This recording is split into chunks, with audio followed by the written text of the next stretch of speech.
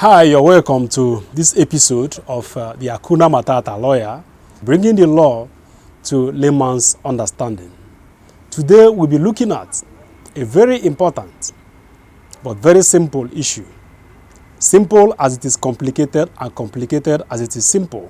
And that borders on the use of the title Mr. and Mrs. Mr. and Mrs. You see, oftentimes people use this title to introduce themselves. I am Mr. and Mrs. Jack Ojo, I'm Mr. and Mrs. John, I'm Mr. and Mrs. James, I'm Mr. and Mrs. this, and Mr. and Mrs. that. Just a moment. The word Mr. and Mrs. does not have legal personality in law. What this means is that it is either you are a Mr. or you are a Mrs. Unless you are a hermaphrodite, which I don't think you are, you should not be using that title, Mr. and Mrs.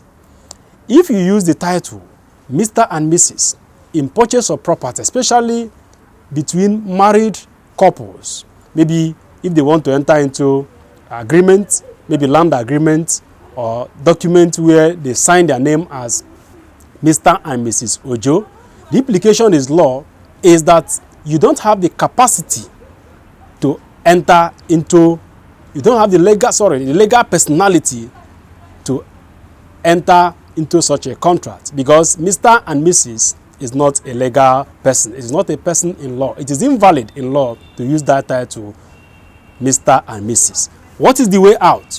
The way out is to write your name as Mr. John Odo and Mrs. Ojo Odo. Write the title Mr. accompanying it with your proper name, and the title Mrs. accompanying with your wife's proper name.